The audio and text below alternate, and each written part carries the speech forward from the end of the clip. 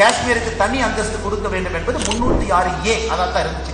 Reframe பண்ணும்போது 306A became 370. So அந்த 306A கொண்டு வர வேண்டும் என்று நினைத்த பொழுது அந்த அம்பேத்கரை அப்ஜெக்ட் பண்ணார், வேண்டாம் என்று சொன்னார்.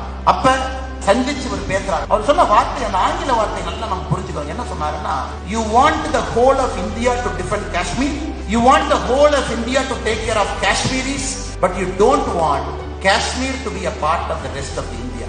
This is treason which I dissent. ஷேக் அப்துல்லாவுடைய வார்த்தை வேற மாதிரி இருந்துச்சு.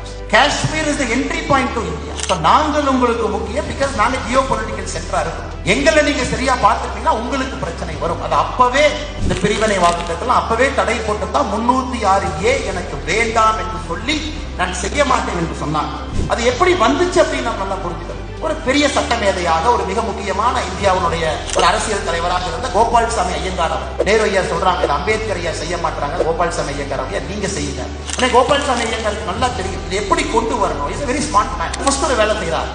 அதாவது இந்த கான்ஸ்டிடியூஷனல் அசம்பிளிக்கான காஷ்மீருடைய 4 பேரை ஃபர்ஸ்ட் செலக்ட் பண்ணும். அந்த 4 பேரை நாமினேஷன் பேசிஸ்ல கொண்டு போறாங்க. அந்த 4 பேர் நமக்கு தெரியும். மிர்சா முகமது அப்சல் பேக், மௌலானா முகமது சையத் மசூதி, மோட்டிராம் பேக், ஷேக் அப்துல்லா அவர். காஷ்மீருடைய அன்றைய முதல்வராக பிரதமராக இருந்த ஷேக் அப்துல்லா அவர்கள் நாமினேட் பண்ண 4 பேர் they recommend to Gopalsamy Iyengar. 306A கொண்டு வந்தார். அது எப்படி கொண்டு வர்றாங்க?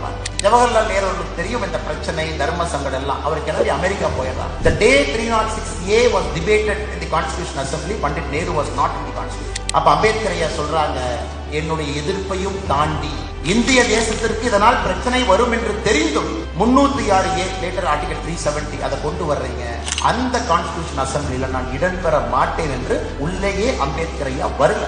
இன்னைக்கு ஆச்சரியம் பாருங்க, அம்பேத்கர் ஐயாவுடைய பெயரை சொல்லி பிழைப்பு நடத்தக்கூடிய அரசியல் கட்சிகள் என்ன election manifesto Jammu and Kashmir கொடுத்திருக்காங்க. Article 370 will come back, separate flag will come back.